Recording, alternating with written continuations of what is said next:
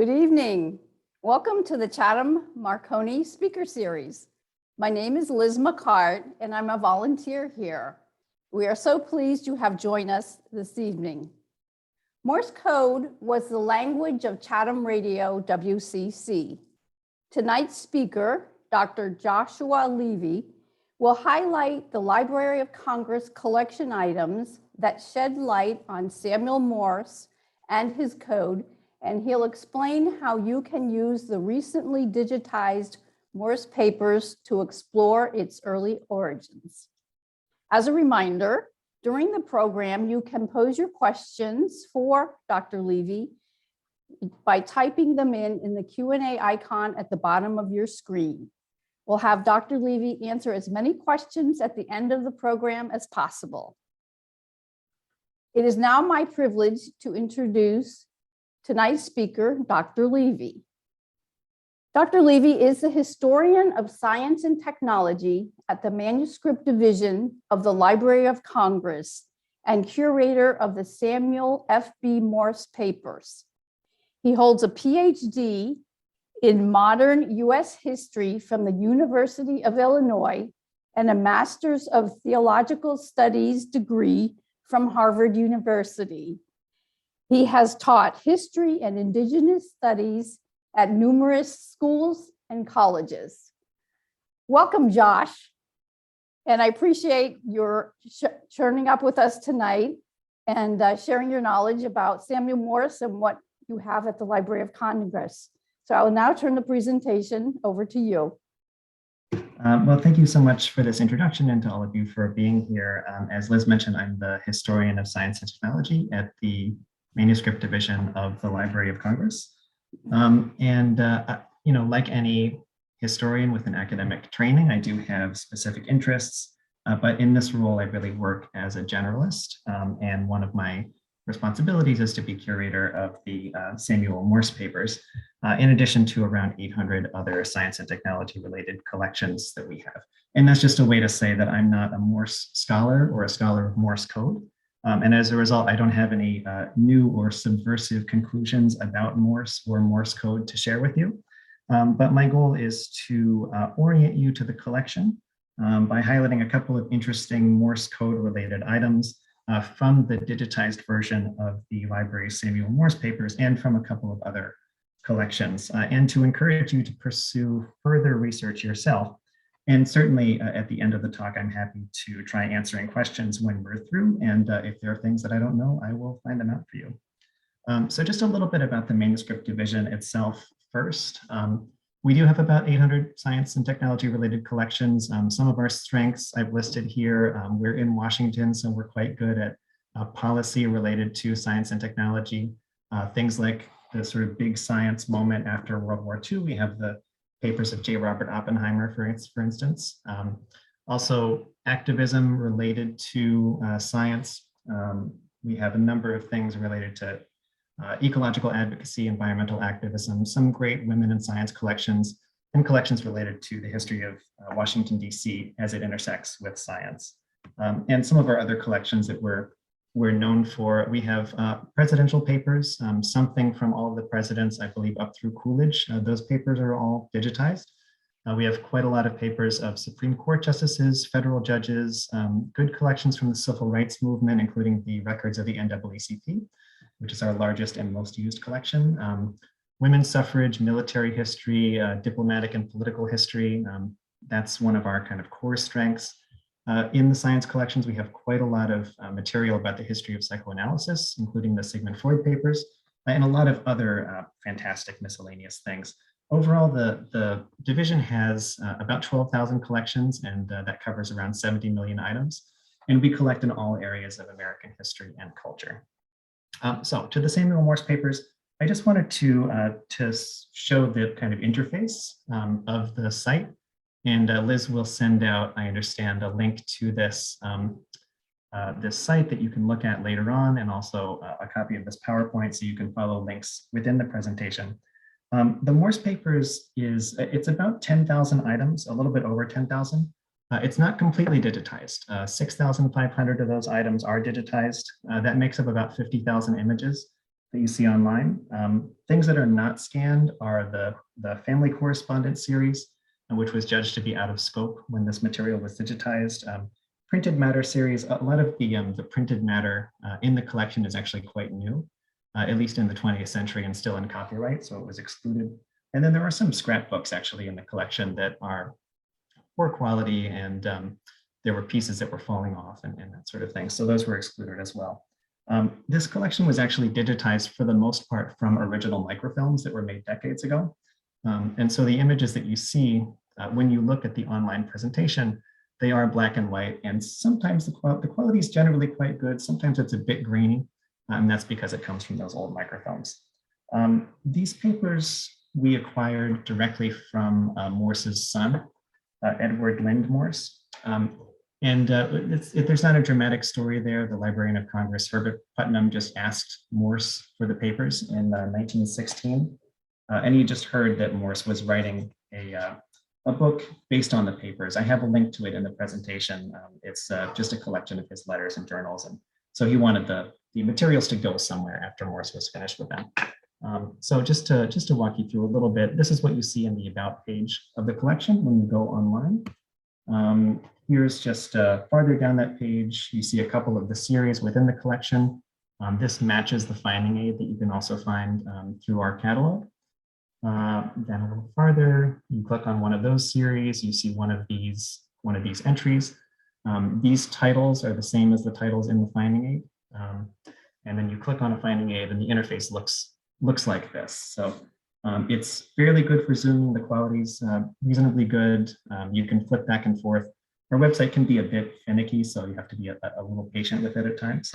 But all 6,500 images that are digitized are reasonably accessible there. You can do some searching within the collection by clicking on, there's a little box that says search within this collection. You can do some searches up there. And so, we are able to provide access to the Morse papers now to people that are all over the world. So it's a little magic there. Okay, so let me just get this out of the way. This is the item in the collection that generates by far probably the most interest. This is something that I imagine if you're in this call, you've seen before. This is the telegraphic message that was recorded by Annie Ellsworth in 1844 based on the verse from the Book of Numbers. It's glossed commonly, and we gloss it ourselves on our website as the first telegraphic message, but that's not really true, of course. Morse himself had been testing different versions of his device for a decade or so, including a number of tests on the line on which this was sent, the line that he had just constructed between Baltimore and Washington. What this was sort of the ceremonial first telegraph sent over the first commercial telegraph line, and actually, ironically, was not even really noticed in the press when it was sent. It wasn't really celebrated until a few days later, 3 days later, I think, when Morse essentially live tweeted the Democratic Convention in Baltimore. And people were thrilled to have the news instantaneously of who was being nominated that year. So if you look at this message on our website here, you can zoom in, you can see a little bit of detail, but it's actually there's something a little bit mysterious about it, which is that it has a third dimension. I took this picture yesterday with my phone, and you can see fairly clearly here that there's a little bit more, right, to the picture. And what this gives you in these raised dots and dashes is a sort of peek into the evolution of Morse code. So we have these raised dots and dashes because it was produced by an earlier version of Morse's telegraphic device. So now, having kind of started in the middle of the story of Morse code, we can go back to before the beginning and see what other pieces of the story we can find, certainly in our collection, and then a little bit in some other spots.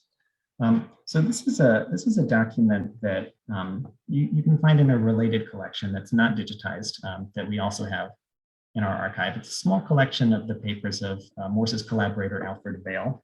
And it won't surprise any of you probably that codes for communicating over long distances existed before Morse globally in various iterations. In ancient China, as early as 200 BC, there were beacon towers built in various places, including along the Great Wall, that were used to warn of intruders or approaching armies. They would use smoke during the day or fire at night In ancient Greece, the Greeks built towers on mountaintops about 20 miles apart from one another in order to transmit certain prearranged messages.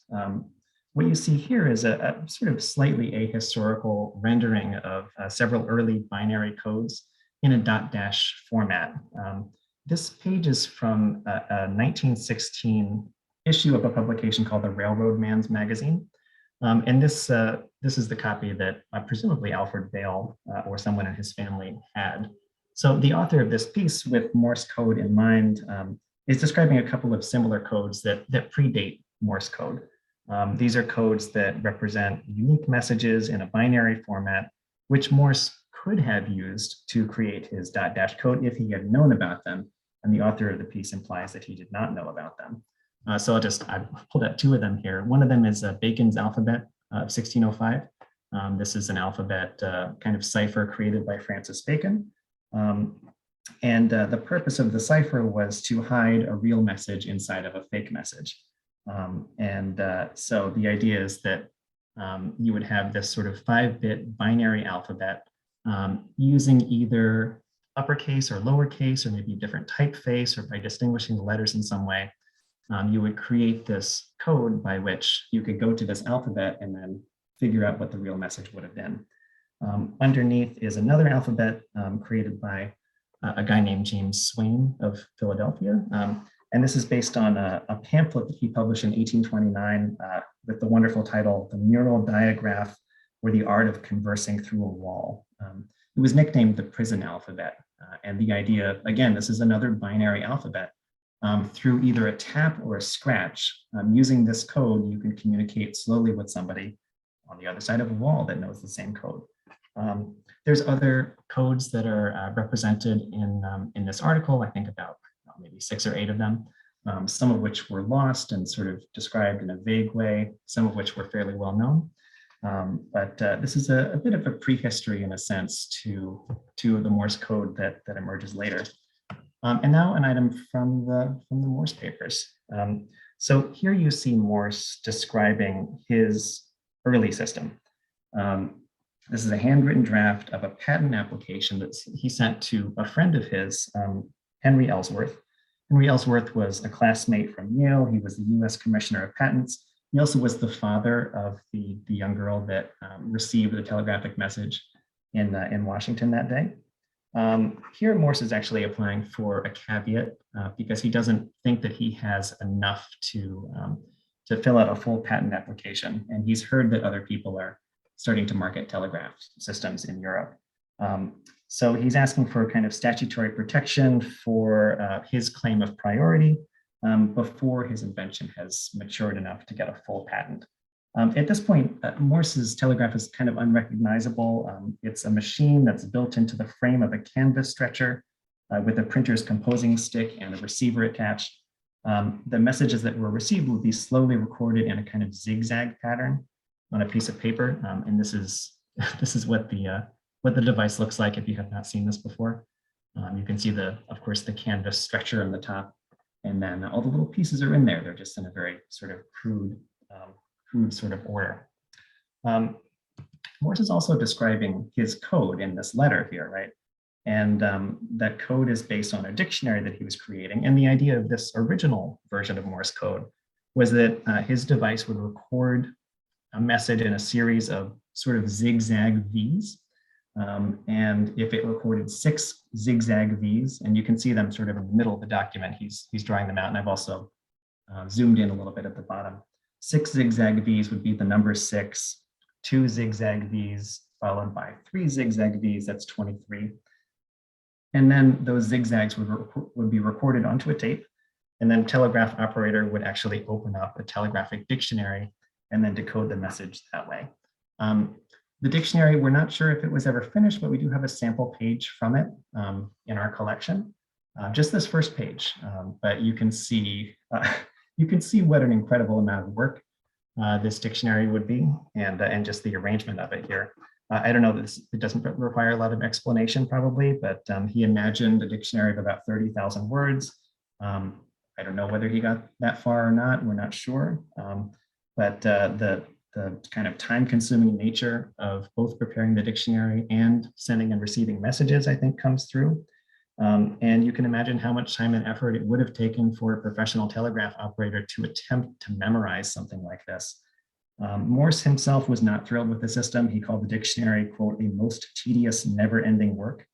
But it was progress, and he recognized it as progress, because in theory, using this dictionary, or a better version of the code, he could now communicate any information, not just a prearranged message over a telegraphic wire from a long distance, right?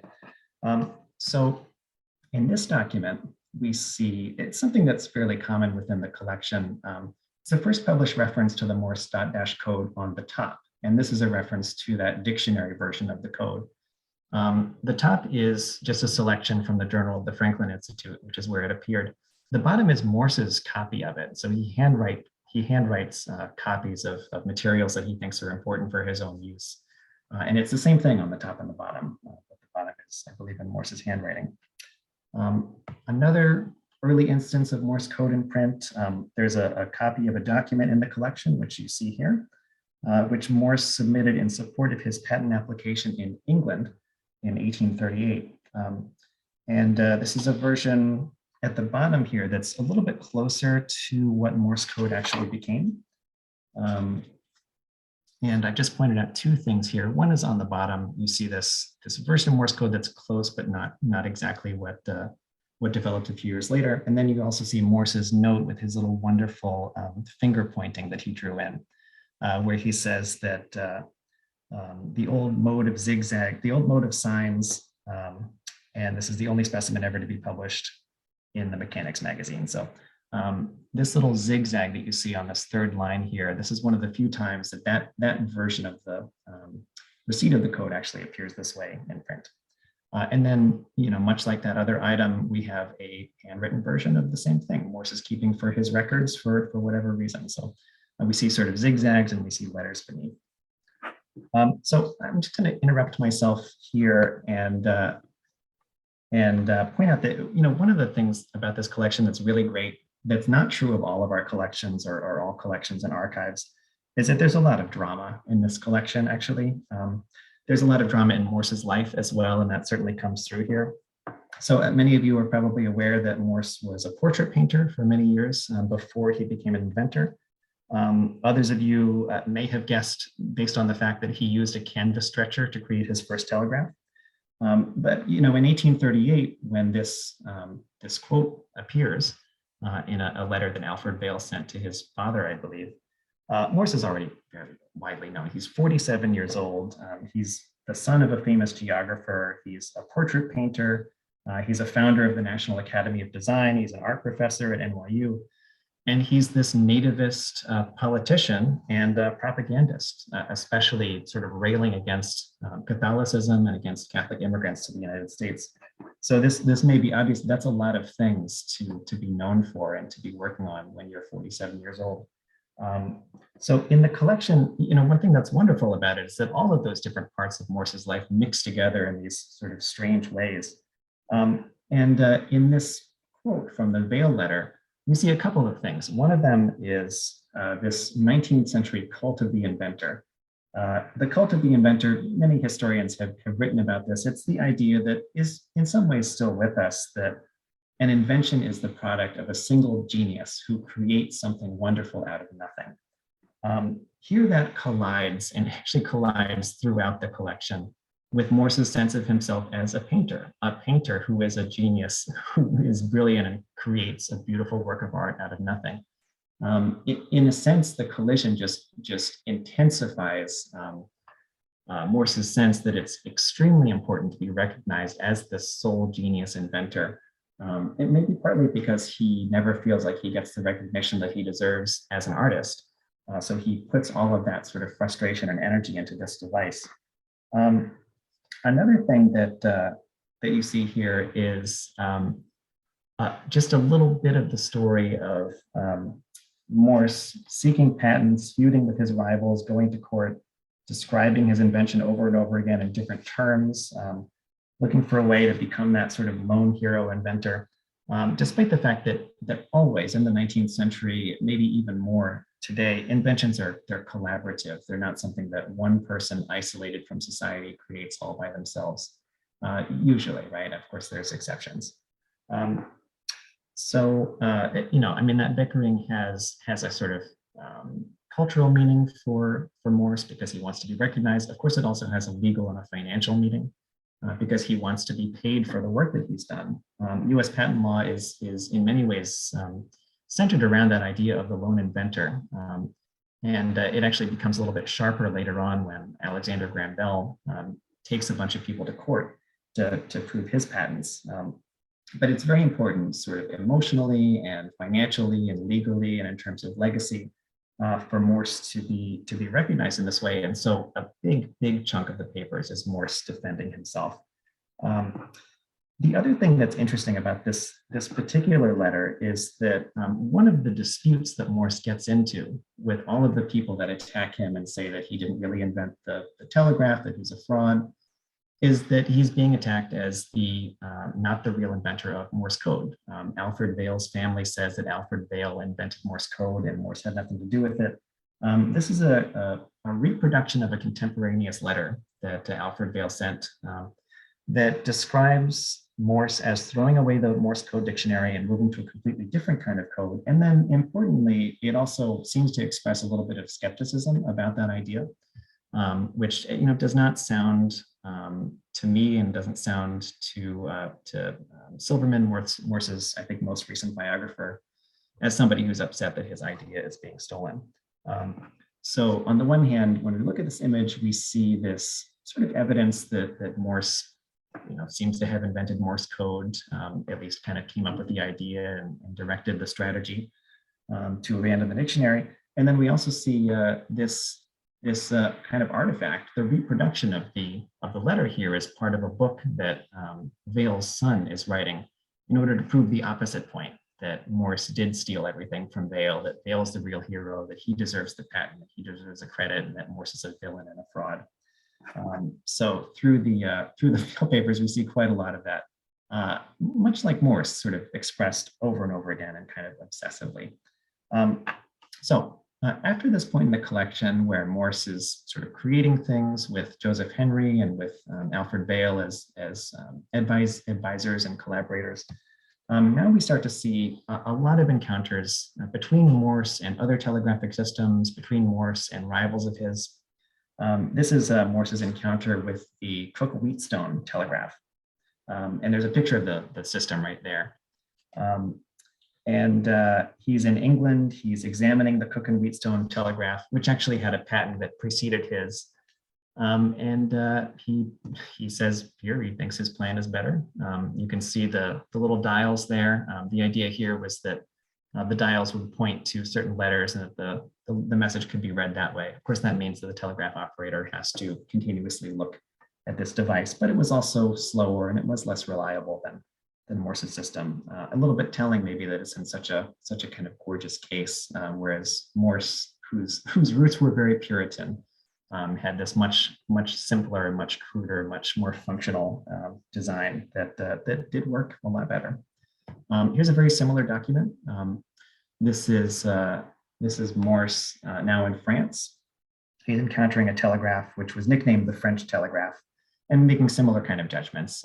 He's got these wonderful little illustrations, another interesting intersection between his life as an artist and his life as an inventor. He's great at drawing pictures of things and does it all the time. And he's representing in the top left there the way by which the French telegraph records signals. And then in the quote below, he is bragging about his device and how it's faster and more efficient. Let's see here. So another thing that we see a little bit less, but that does pop up in the later parts of the collection are sort of Morse's continued tinkering with the system. Morse code is of course a compression of information. It's a compression of information that's quite efficient. When Morse code is changed to International Morse code, it's adapted a little bit, but the basic system is more or less the same. And here we see Morse in some ways going in the opposite direction. He's sort of decompressing Morse code. He's making an additional code on top of that code so that you can communicate over the telegraph things that are secret to you, right? In this case, he's interested in communicating kind of stock information that you don't want other people to know about. But he is still engaged to some extent in the device itself and the language that's being used to communicate with it. And here's an undated draft that I don't know if we can judge too much what all the scribbling means. I think it's reasonable based on the other things that we know about Morse that the amount of corrections on this page suggests how engaged he was with this subject. But this is one of many documents that we have in this collection where we see Morse explaining essentially over and over again that he's the real inventor of the telegraph, that the people that are attacking him are wrong for various reasons, that his system is superior. And he comes up with different explanations for why that's the case in many of these documents. So in this one, he's making a particularly kind of grand claim that he's the first person known who ever even conceived the possibility of marking or printing intelligible characters at any distance by means of any power whatsoever. And you can see that amidst the scribbles at the bottom of the page here. Another defense that I find really interesting actually is this one from 1851. And in the middle of this defense, and I think the core of the defense probably is at the bottom, where he says telegraphic speech by electricity as the principle of my whole invention. So in other words, he deserves credit for the invention because he articulates this principle of telegraphic speech by electricity. And then according to him, has a kind of unique claim to that principle. He's also describing the device itself. And he describes the language not as a code, not as a language, but as speech. And he calls the voice of the telegraph, the sound the telegraph makes, a voice. He says the telegraph talks, it articulates intelligibly. And that makes me want to change gears again and highlight some other things, because I think it draws out some interesting possibilities for research and for teaching that can be found within this collection and actually just within the history of telegraphy in general. One thing that historians have been doing for the last 10 or 20 years is they've been creating this new way to think about history. They call history of the senses. So it's what does history smell like? What does it feel like? What does it sound like? And the telegraph is an auditory device. It makes a lot of sound. And so I think it's an interesting question for us to think about. What is this sound that sounds one way to us? How did it sound to people in the 19th century?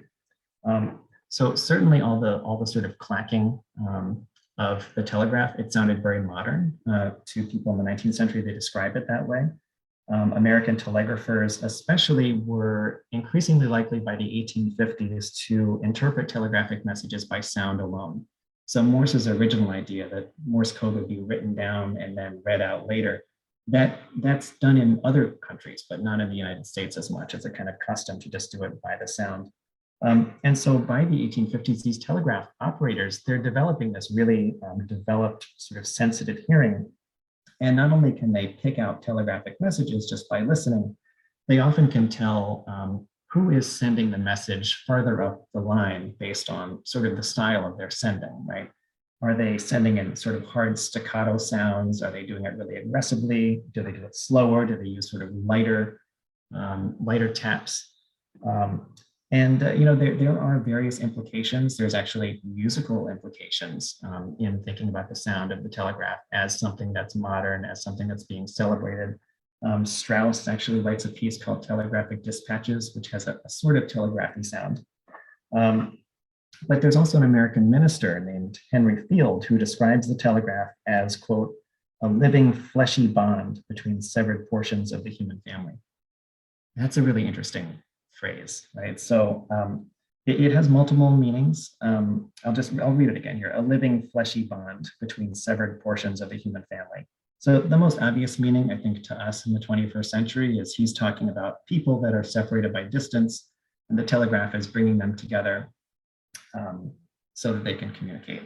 It also implies a kind of emotional affection. And that's why I have this book up here. This is from our general collections, and it's also available on Google Books, and there's a link to it at the bottom. This is a fascinating book that I'm kind of taking license to recommend here because it's not part of the Morse Papers.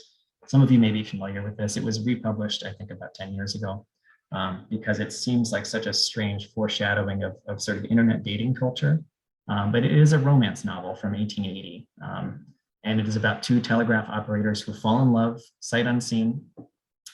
They don't even know. It's a nameless, genderless conversation for those first couple of chapters of the book. You can tell that they're kind of falling for one another before they have any idea who the person on the other line is. And there's all these fascinating moments in here. And one that I just wanted to highlight here is where Natty, who is the main character, the female telegraph operator, who's in the sort of A story of the romance. She's talking to this sort of goofy guy that has a crush on her that's never gonna, it's hopeless for him. And they're talking about, what it means, how it feels to speak to somebody over the telegraph. At the bottom of the page here, this awkward guy, you can see his awkwardness because he's sort of stammering here. Don't you find this sort of thing ghostly? Natty says, ghostly. He says, yes. Talking with the unseen, I beg pardon, but it strikes me as ghostly.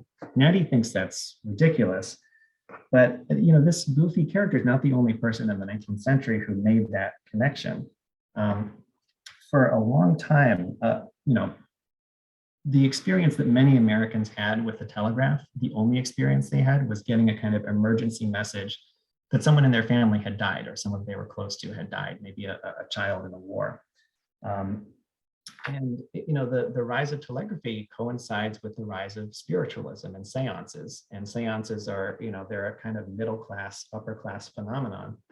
And one of the things that is done in a seance is tapping on the table. And that tapping, for people in the 19th century, it may have evoked some of the legitimacy of this great modern invention of the telegraph.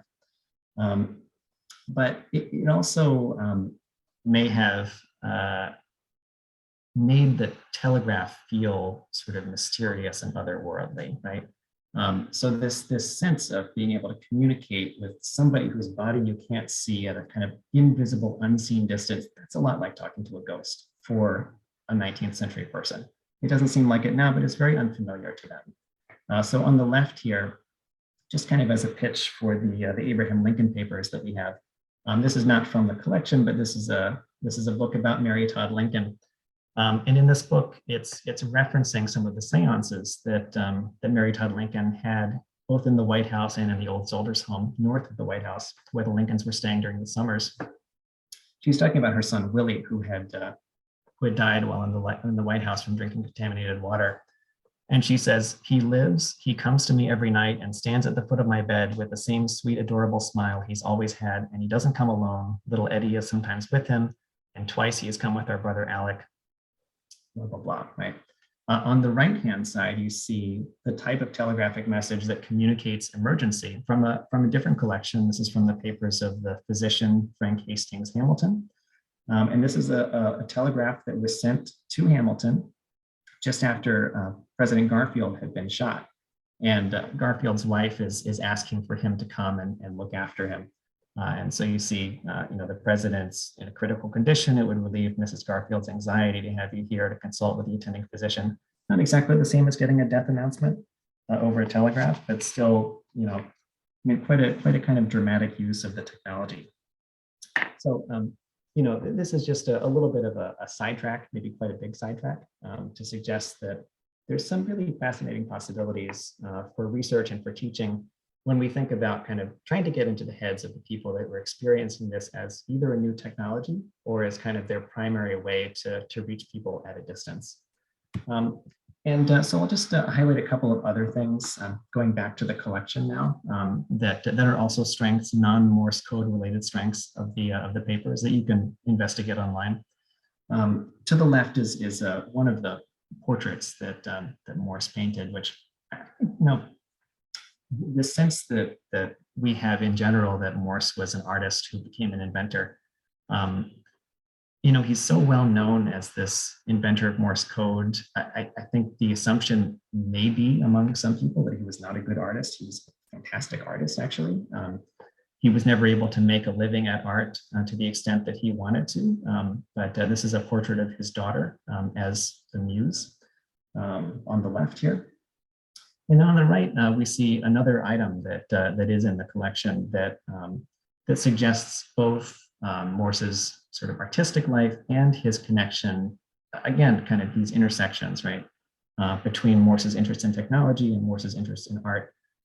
This is Matthew Brady, the Civil War photographer, writing to Morse as really one of the pioneers of photography in the United States. Morse spent a lot more time in Europe than a lot of Americans did in the 19th century.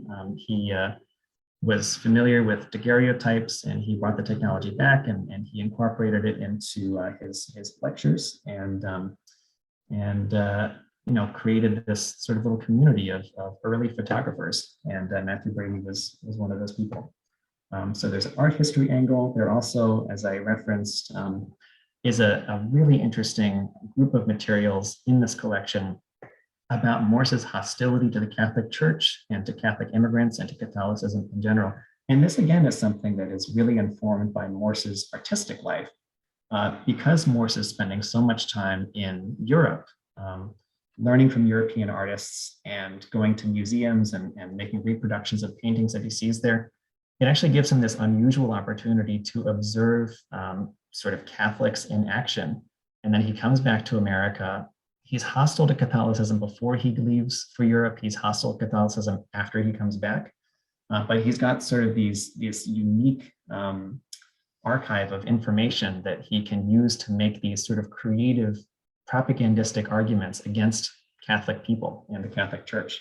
And so this is a transcript. On the left, you see Morse's handwritten version. On the right, the version that's published of a book that is really, it's something that Morse edits from manuscript, but it's quite a long sort of diatribe against the Catholic Church, written by someone who claims to be a French Catholic priest who's very upset about everything. Morse writes several monographs and circulates them, again, with this sort of interesting, unique material. And he stands for mayor of New York under the Know Nothing Party 2 times and fails both times.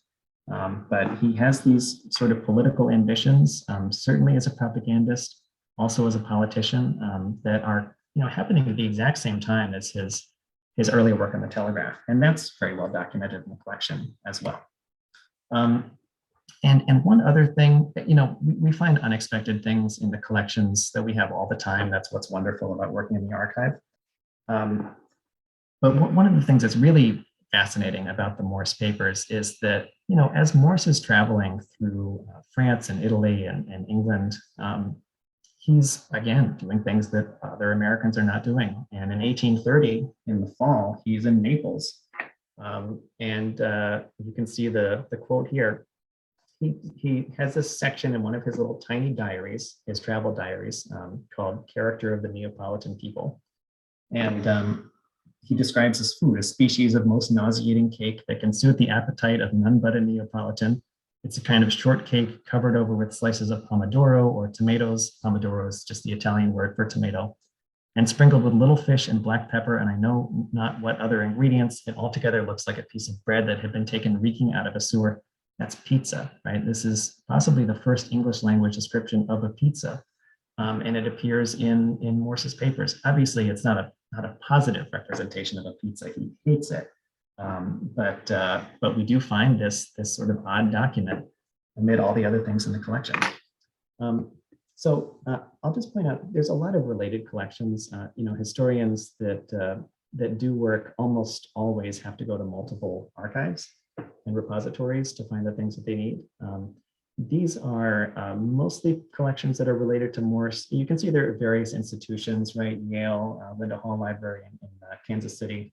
The third item here is a book that's fully online. It's a 2-volume book that Morse's son, Edward Lind Morse, was working on. And this is actually his sort of edited volume of the papers that he had that he then donated to us. After this, there's 2 Alfred Vail collections. There's a small one that we have that I use a page from in this presentation. There's also a larger one at the Smithsonian. Then there's these various other collections of Morse's collaborators and his rivals, or people who were his collaborators that became his rivals. And then at the very bottom here, I've just put the Albert J. Meyer papers. And Meyer's a little bit more removed from Morse. He was the head of the Army Signal Corps, but also a very important figure for the history of telegraphy. Most of these collections are undigitized, so you would have to go and visit them in person. But as Liz and I were discussing before this, it is a really fascinating and kind of wonderful experience to research in archives in person. So if you have the resources and the time, I highly recommend it. It's part of my job, but I would do it for free if I wasn't paid. And then just a couple things to try to entice you if you are in Washington, or perhaps you're visiting remotely on this call and you're in Washington now. We in the manuscript division are almost completely open now. The only thing that's different about researching in our reading room now than before COVID is that you have to make an appointment, but appointments are relatively easy to get. And it's possible that within a few weeks, we won't even need appointments anymore. But if you are nearby and you're imminently coming to visit us, you can just call our reading room. The number is right on the slide there. Talk to a reference librarian. They'll make an appointment for you. You can tell them what collection you want to see, and then just some instructions. Just like a regular library. You get a library card. We're open Monday through Saturday, 8:30 to 5.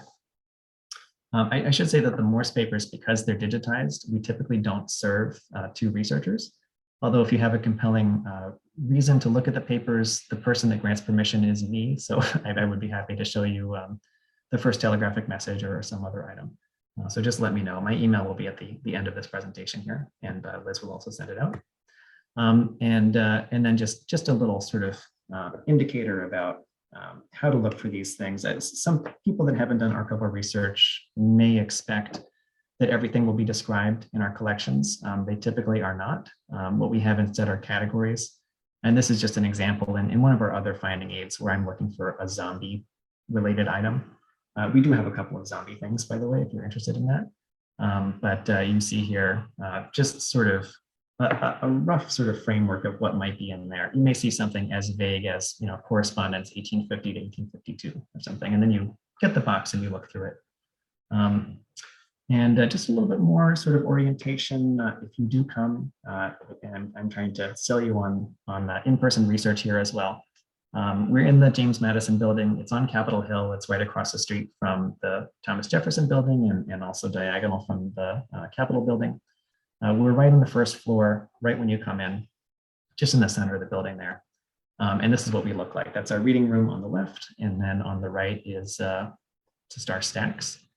And here is my information here. And I'm happy to answer any questions now, or certainly to correspond by email or speak on the phone with anybody individually later on.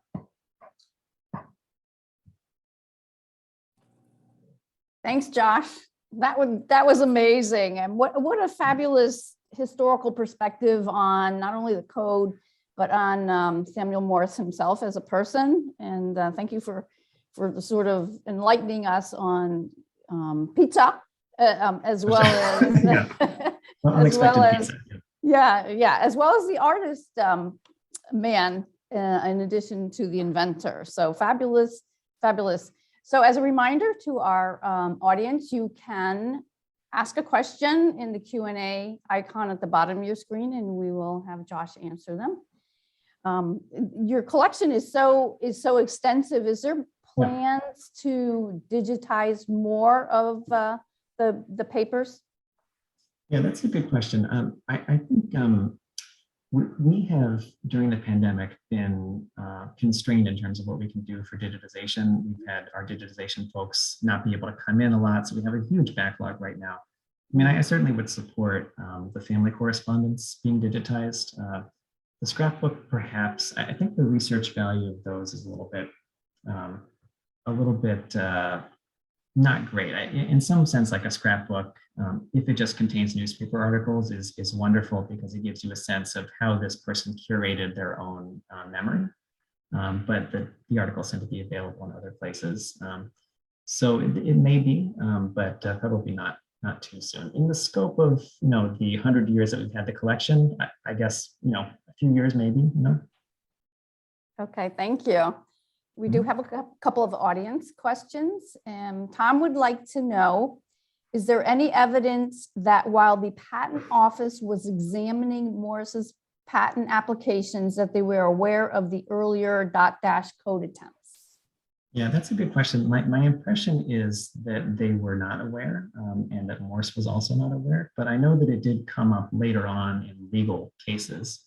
Morse was accused of stealing from those earlier dot dash code attempts, but his accusers said all kinds of crazy stuff. So I can look that up and see if that's correct, but my understanding is that that was not something that anybody referenced at the time of the patent application. Okay, thanks. And it's interesting that even at that time in history, there were a lot of fights over patents, a lot of disputes in the courts. So that's nothing new, is it? Yeah, he was very litigious. Okay, thank you. We have a question from Bill. Where did Morse do most of his research? Was it his home, and how long was he there? Yeah, I believe that when Morse was initially inventing the telegraph, he was doing a lot of the work in his office at NYU. I'll look that up as well. But I know that he was attempting to conceal it. He didn't mention the telegraph for several years while he was working on it. It was sort of one of his projects that he was kind of doing in the corner. And that's one of the reasons that he applied for the caveat for the patent that's in the presentation that I just shared. He was very upset to find out that people in England were working on similar ideas, whereas he had been sort of toiling away in secret, and nobody would know that he had sort of priority of the idea. So a lot of his sort of litigious arguments and bickering were centered around the idea of him trying to prove his priority, which came down to a conversation that he had with several other passengers on a ship crossing the Atlantic called the Sully, which there were varying accounts of, but Morse's account, of course, is that he thought of this idea, he said it out loud, and everybody heard it. But it was quite secretive at first. So I have to look up and see what kind of office space did he have. I'm not sure, but I know he was hiding away. He was in New York at the time, I believe. Okay, thanks.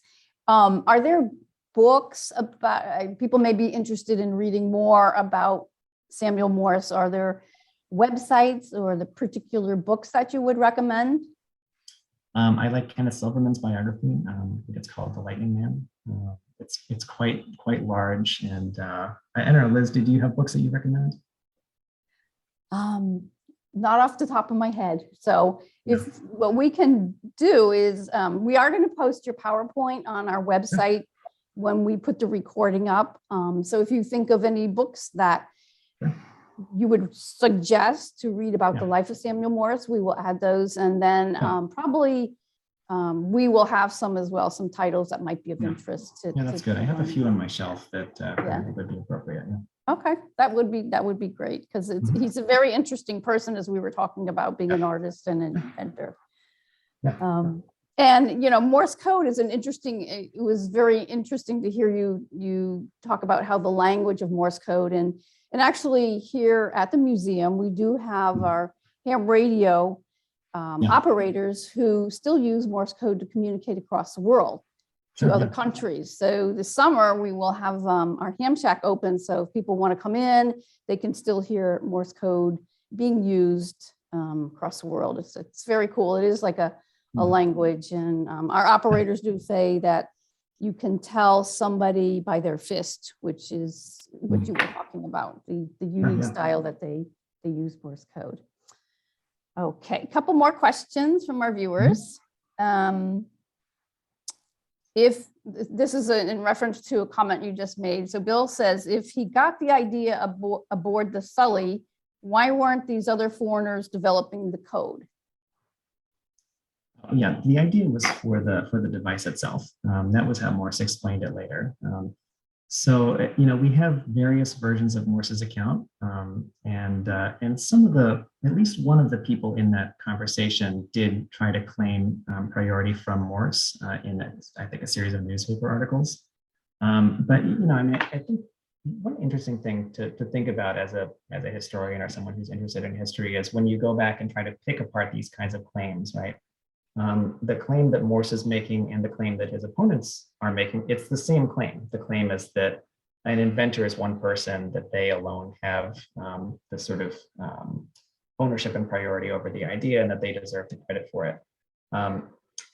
But what's unique about Morse? Morse was not great with technology, right? I mean, he was a painter. He got a lot of advice from Alfred Vail, who was a machinist. He got advice from Joseph Henry, who was running the Smithsonian and knew a lot about magnetism and electricity. They both helped him improve his device. There were dot dash codes that preceded Morse. He may not have been influenced by them, but he's not the first person to produce a binary code. There were other people that were working on telegraph devices at the same time that Morse was, that introduced them to the public first, right? In France and in England. So what is it about Morse that's unusual? Morse has this kind of tenacity in marketing his device. In some ways, he's actually drawing on his the networking skills that he built as an artist to try to go around and like drum up business for his portrait painting. And he relocates a bunch of times to do that, back and forth from I think Savannah, or is it maybe Charleston, to New York and to Europe. He's the one that produces this device among this suite of devices, getting advice from other people, as other inventors did as well, that does work faster, more reliably, more efficiently than other devices did. So, why didn't the other people on the ship invent it instead? They could have invented it instead, right? But Morse is the one who did it. And so that's sort of his accomplishment, is that he took an idea that in some ways was sort of floating around, right? It wasn't an idea that only he could have had. And it's actually quite implausible that he had it. He was an artist, not an inventor. But he's the one that did it, and they didn't. And that's the way that it happened. Thank you. Well, he was the first one to take it to market, if you will, right? Exactly. That's it. Yeah, to take it to market as a functional device, right? Right. Yeah. And Fran has a question. Speaking of the artist, has Morse received more respect for his art?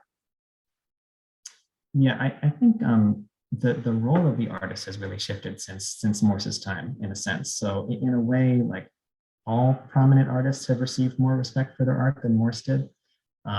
He was one of the most famous artists in the United States in his earlier career. And he never really felt like he could make a living from it. I mean, that's why he kept running away to do portraits. He didn't want to do portraits. He wanted to do these big epic paintings. But portrait painters, they could go to a rich person, and he painted presidents. He painted Lafayette. He made a wonderful portrait of James Monroe and James Madison too, I think. They could get paid commissions for these portraits, but they weren't. It wasn't his real desire. So,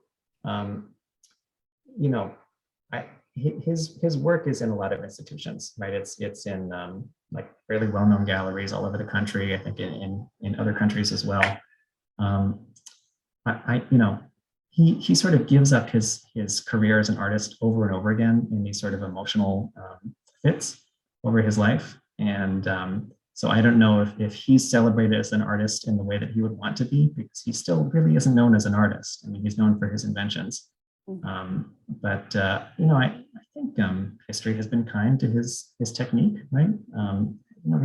His art's really great. He paints these really fantastic human portraits of his subjects, and their personality, really it comes through. So I guess it's a matter of opinion, but I think maybe the answer is yes. Thank you. And one viewer would like to say, wow, I thought I knew something about Samuel F.B. Morse. Thank you. So you have definitely enlightened us all. I think it's a very interesting subject, and his code carries through to today. So we have to thank him for that.